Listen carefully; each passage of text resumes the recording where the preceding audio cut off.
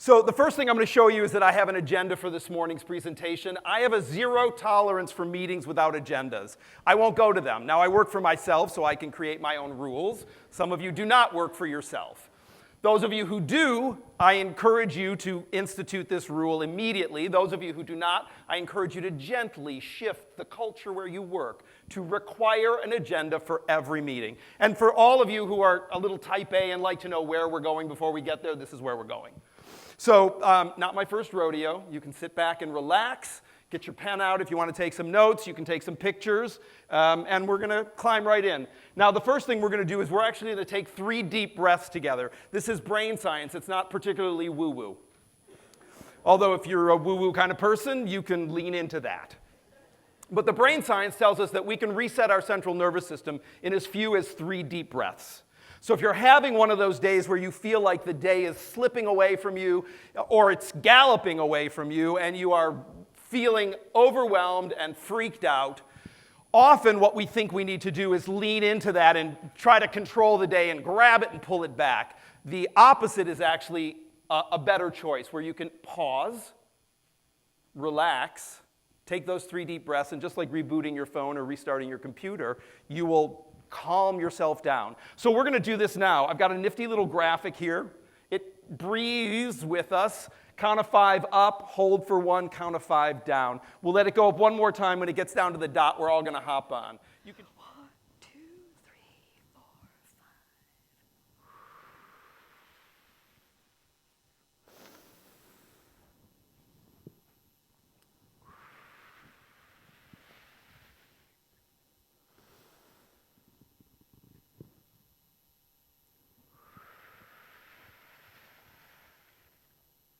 Works every time.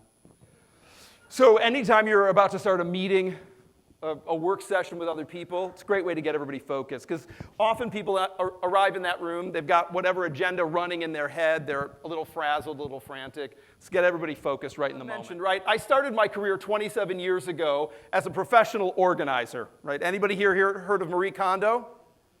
Right. So when Marie was in grade school, I was doing this work professionally.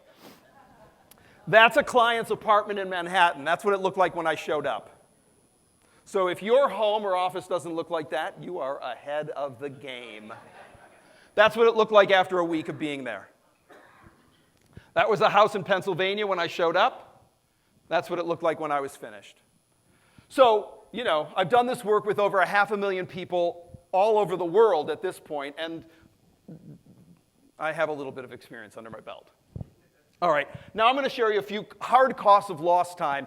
I like to ground, when we think about time management, I like to keep it in the math, right? We have lots of feelings about the clock and time and how it's slipping away from us. And when we keep it in the math, it's very neutral. It's harder to bring story to it when it's just math. And if you have a little story about not being particularly good at math, right? You're more creative, math is not your strong suit. The math that I'm talking about is bodega math, right? If you can count your change back from buying a pack of chewing gum, you can do the math that I'm talking about. It's 24 hours in a day, it's 60 minutes in an hour, it's 168 hours in a week. So this is 3-digit math at the most, and it's simple arithmetic.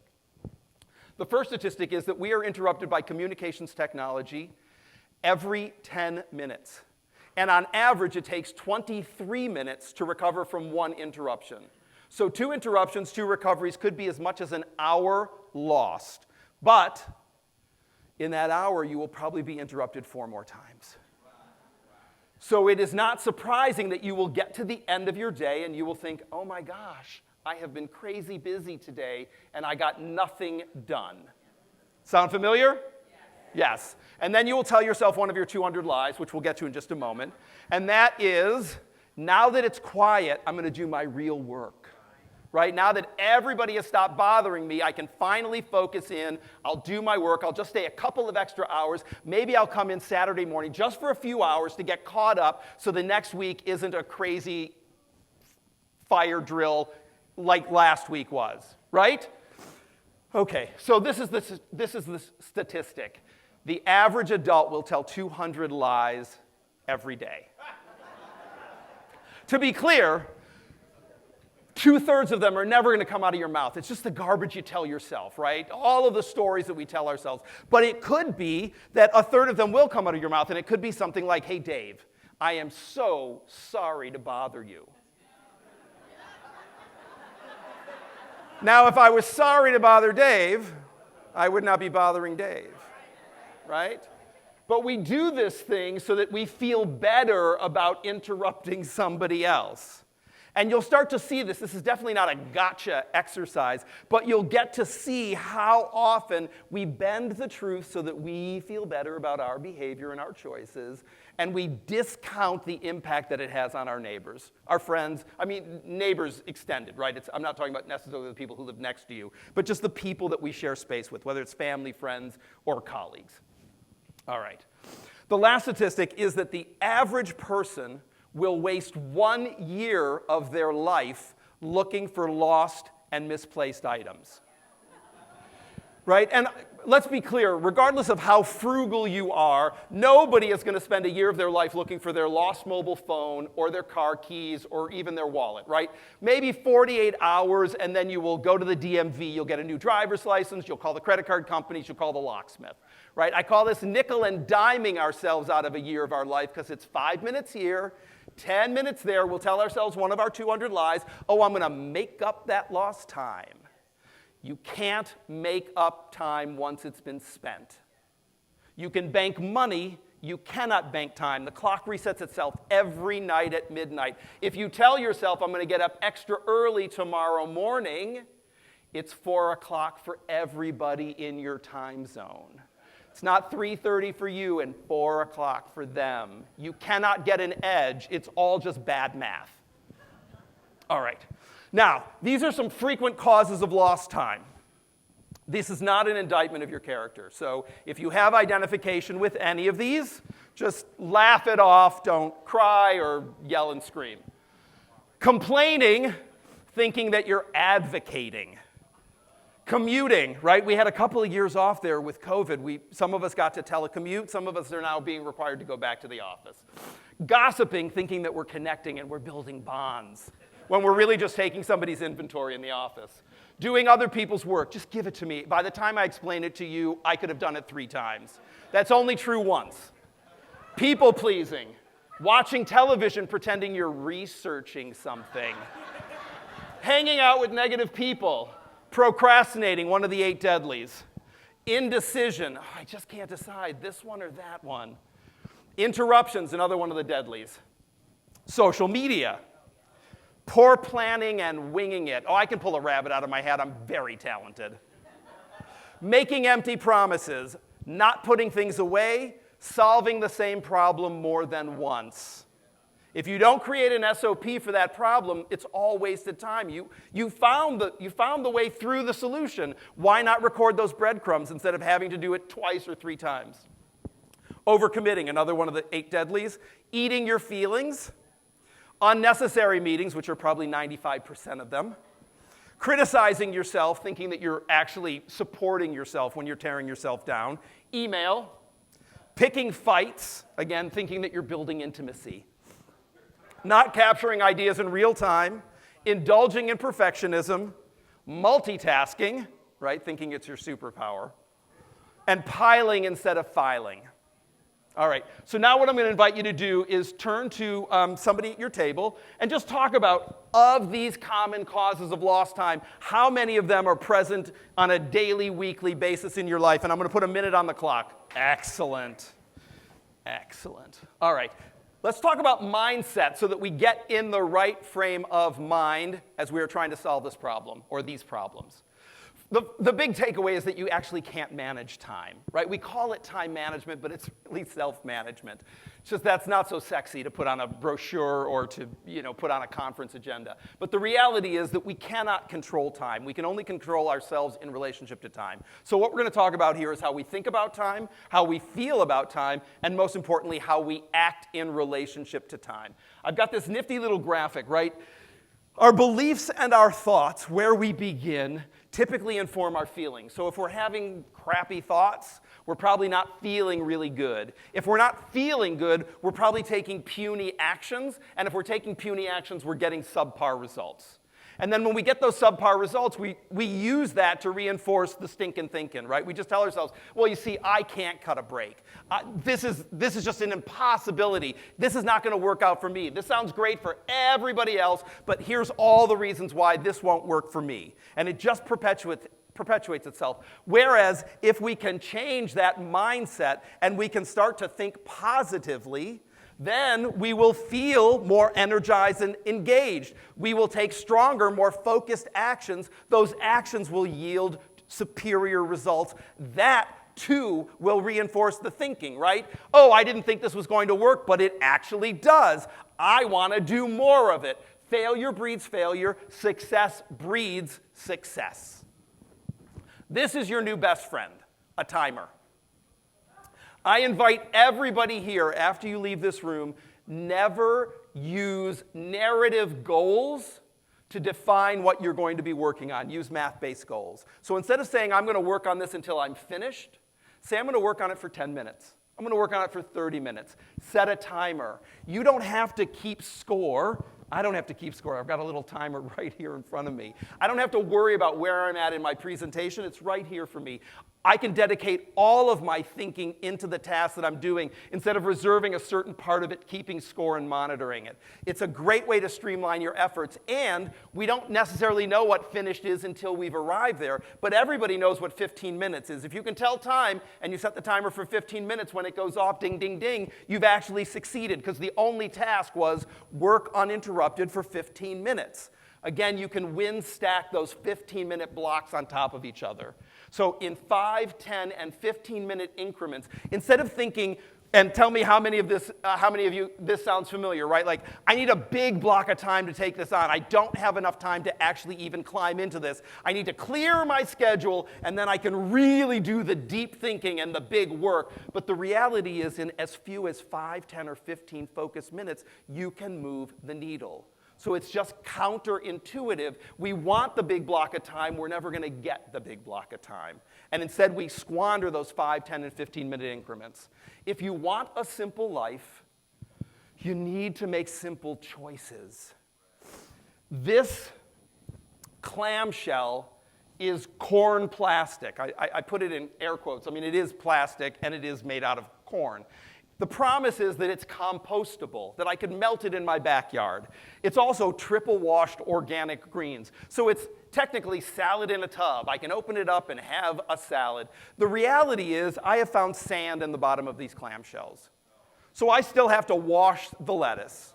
And in addition, in my backyard, I can't melt this. I need an industrial compost pile to melt this plastic. This would sit in my backyard for 10 years and it would still look like a clamshell, right? It's not like a leaf or a head of broccoli. That will melt in my backyard. This will not. So the promise is salad in a tub, instant dinner, and then I can melt I'm totally green and I can melt the container. The reality is I have to wash the lettuce, then I have to rinse this out and take it out to the curb and recycle it. Whereas if I go to the green market and I buy a dirty head of lettuce, my expectation is in alignment with what I'm getting. I'm not surprised that I have to wash it, and this will melt in my backyard. In 6 months, this will be worm food. So often, we are looking outside of ourselves for these magic bullets, these things that are going to rescue us from the pickle, the time pickle that we're in. And we grasp at these things hoping that this is going to solve our problem for us. So I'm going to invite you now, I'm going to give you another minute on the clock to turn to a neighbor, maybe the same neighbor, a different neighbor, and share in the last 6 months, year, 2 years, one thing that you brought into your life, could be personal, professional, that was supposed to make things simpler, that actually created more complications. It could be that bread maker that you bought just before the pandemic thinking, oh, now that I'm locked down at home, I'm going to make fresh bread for my family every week. We're going to be so happy, and you made bread twice. Maybe it's still in the box in the garage. You've never made bread. Right? It could be an app you downloaded. It could be a smartphone. I don't really care what it is, but just one thing that you've brought into your life in the last 6 months, 2 years, that was supposed to make things simpler, that actually made it more complicated. Go. Yes. Excellent. All right. When the house is literally on fire, urgent and important are completely in sync. If the house is not literally on fire, urgent will almost always trump important. Urgent is loud, it's busy, it's shiny, it's flashy, it's going to steal your focus. Important is quiet and steady. So it is really important that we figure out the difference between urgent and important, and only when they are in sync are we responding with that degree of intensity. Often, this is an easy way to distinguish between the two of them. If it is not your problem, right, and I'll bet many people in here, particularly the folks who work in nonprofits, right, you're constantly putting out somebody else's fire, right? And again, you get to the end of the day and you think, oh my gosh, crazy busy, got nothing done for me, put out everybody else's fire, and now suddenly you're standing there at 6 o'clock, everybody's gone home, they're completely happy, they got their stuff done, checked off their list, their desk is clear, and you're like, well, what about me? Like, who's going to help me with all my stuff, right? So the easiest way to distinguish urgent from important in most cases is urgent is someone else's agenda, important is your own. So it is important that we know how to care for ourselves. How are we going to take care of ourselves? For all of us who run around on the volunteer fire department, how do we remember before we're exhausted and completely fried, how do we remember to put on our own oxygen mask first? We often go to that place where I have to take care of this first, and then I will take care of myself. I'm strong, I'm resilient, I'll be fine. They're in a desperate situation. And it isn't that they're not in a desperate situation, but the reality is that if you run the tank empty, you will have nothing left to do for yourself. And then you are no longer, it's not a sustainable model to be able to support the people that you are committed to supporting. So again, we have to find that balance between being of service and also self-care. We value what we choose, unfortunately, fortunately. So again, when we look at where we are putting our attention, what we are committed to, and what we are doing on a daily basis, if you are telling yourself one of your 200 lies, oh, this is really important, but I don't have enough time to deal with it now, I'll deal with it later, and you mean it, there is no later, right? This is the only moment when we actually have agency to affect any change. There is no later, there's definitely no someday.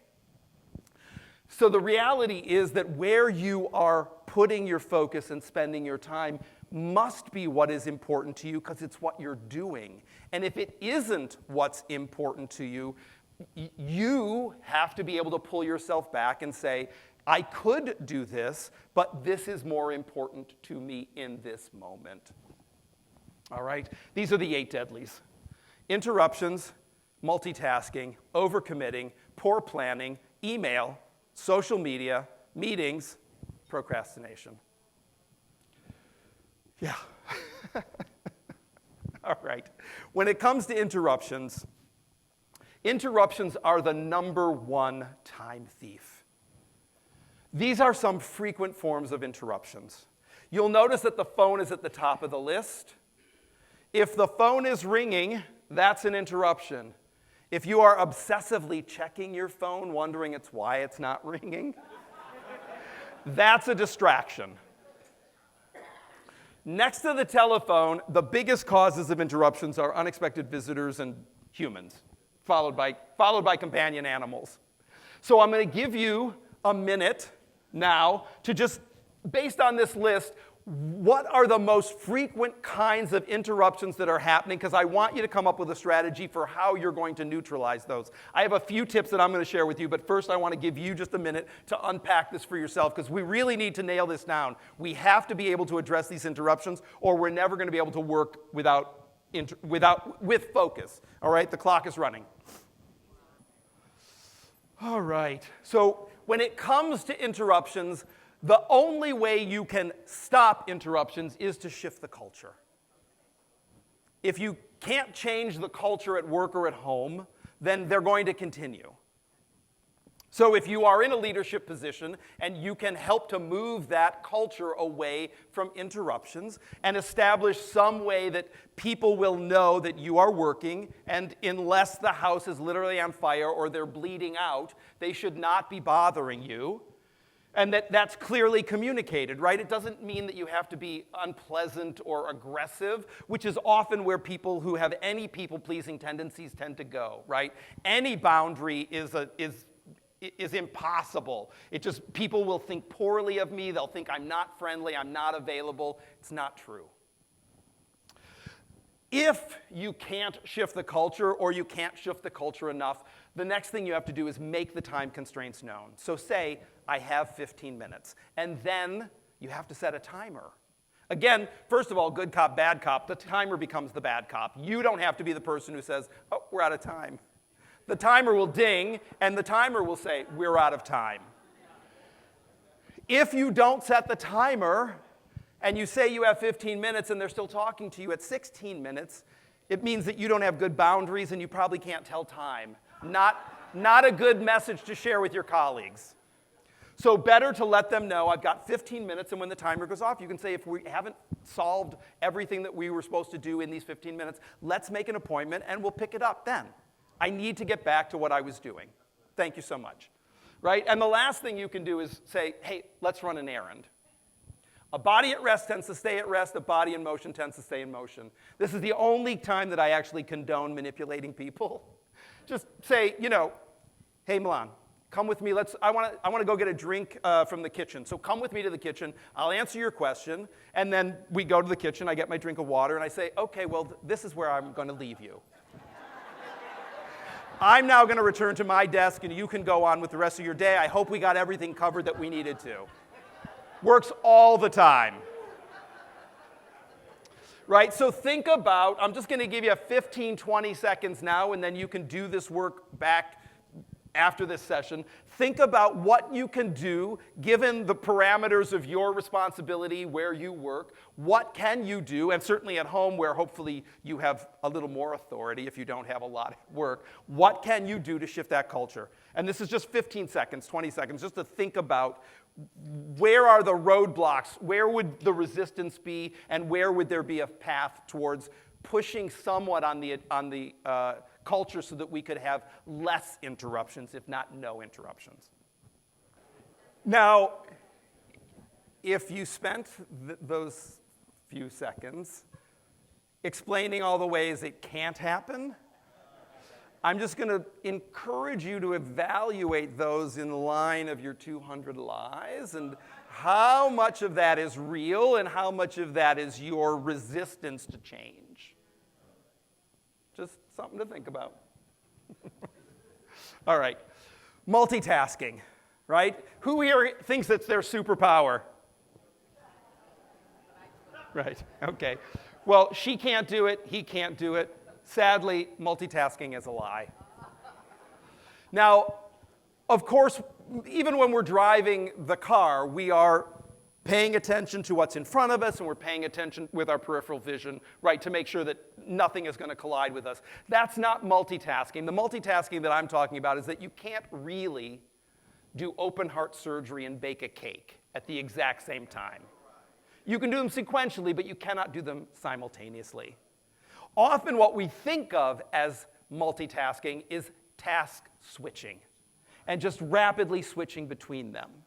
And the shorter you can close the gap between those tasks and still stay focused, the more leverage you have in managing your time. They did a study at the University of London with electronic media specifically, and they found out, they did a study with 1,100 people, they found out when people tried to multitask with electronic media, it created a greater decrease in their IQ than if they had not slept for 24 hours or if they were high on marijuana.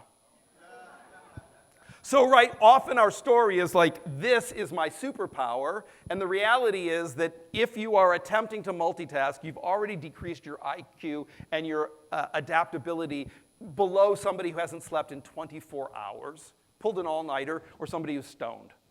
So we've got a story of like, oh, I am amazing, and the reality is maybe less amazing than I think I am. There you go. So how will you stay focused? Whether you have ADHD, you have other neurodivergencies, or you're neurotypical, there are plenty of ways for you to stay focused for you that are not about how other people stay focused. So I'm going to give you another minute to think about when there is noise around you. I'm somebody, I don't know where I fall on that spectrum, but I know that I can't have music playing around me when I'm trying to concentrate, and I would really prefer to not be around other people. So again, I have the ability, because I work for myself, I can isolate myself and put my phone on silent. Not everybody has that privilege. For you and your circumstances and your neuro abilities, what works for you? So I'm going to give you a minute on the clock to just think about how can you protect your concentration and your focus so that when you leave here, you've got a few tools in your pocket. And I'll give you a minute on the clock. Are you feeling like you're getting some takeaways, something that you'll be able to do when you get back to the office? Good. All right. Overcommitting, people pleasing, right? No is a complete sentence.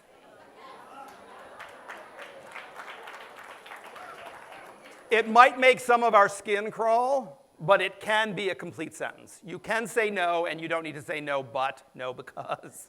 You could just say no. No, thank you. No. It's helpful to avoid excuses. Once you start to make an excuse,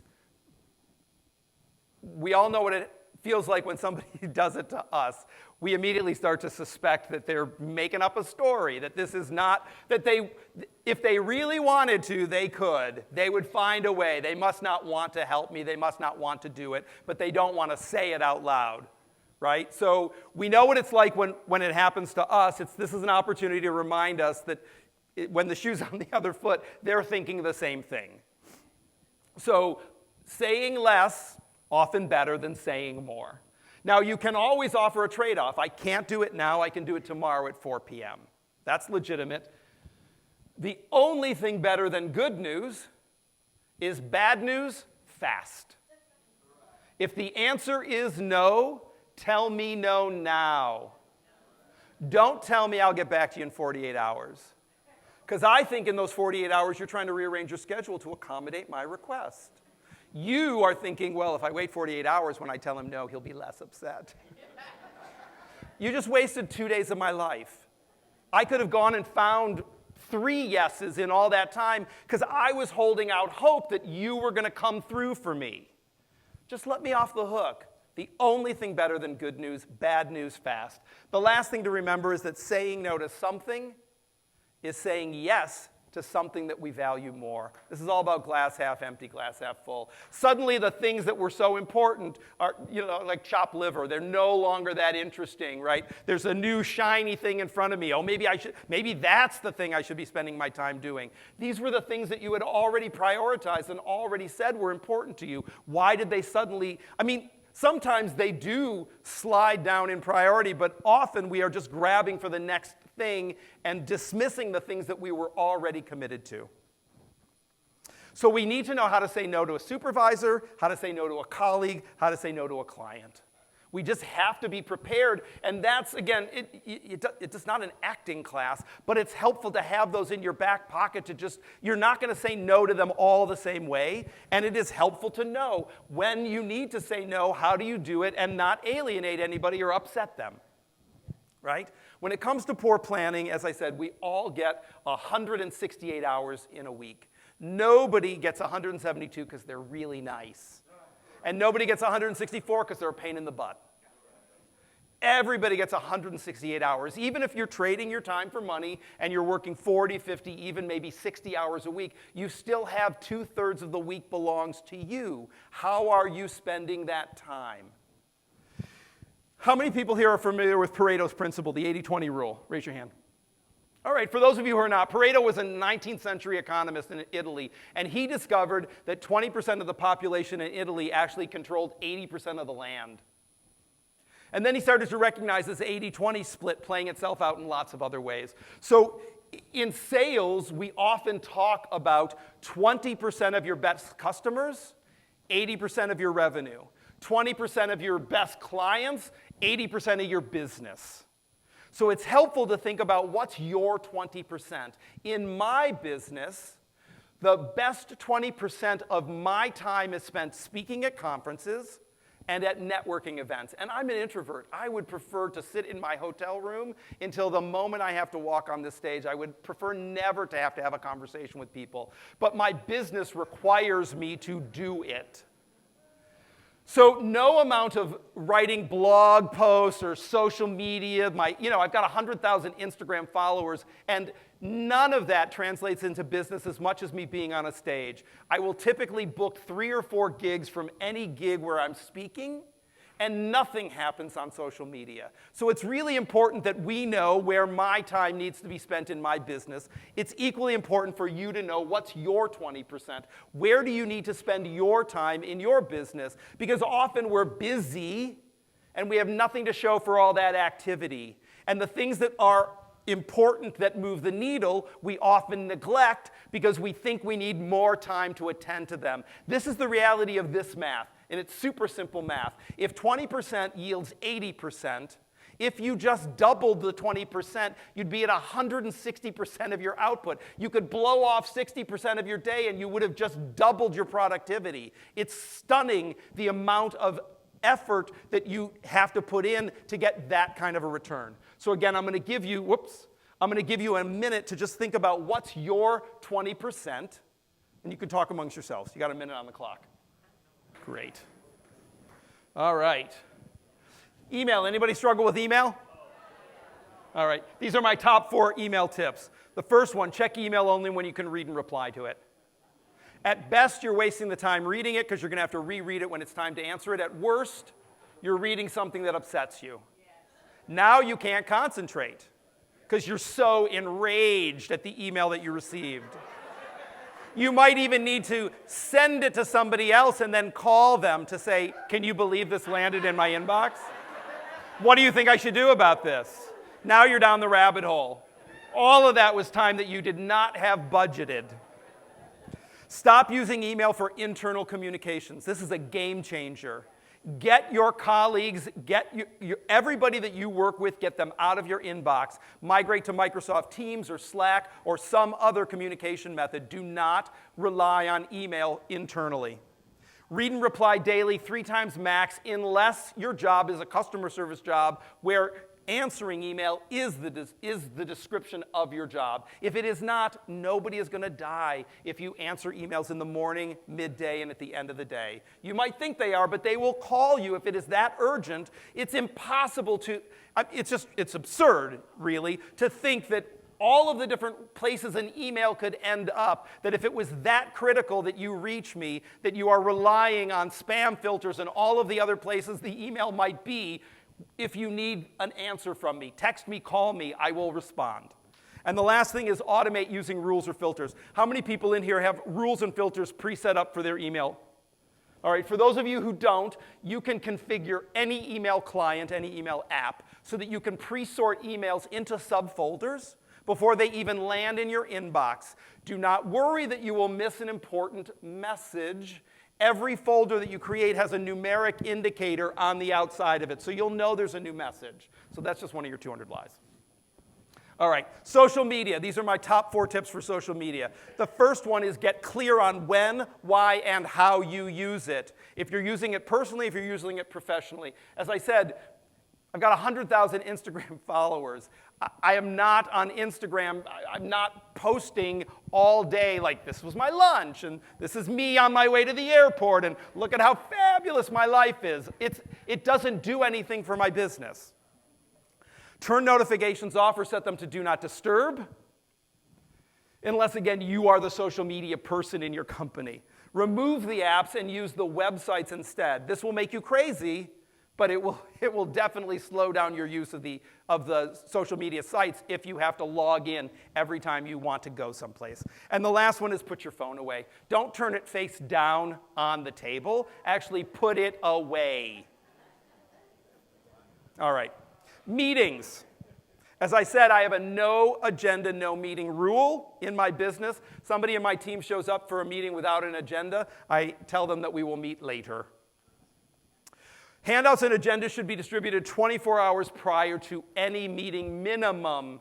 Ideally 48 hours. After 72 hours, it's too much time.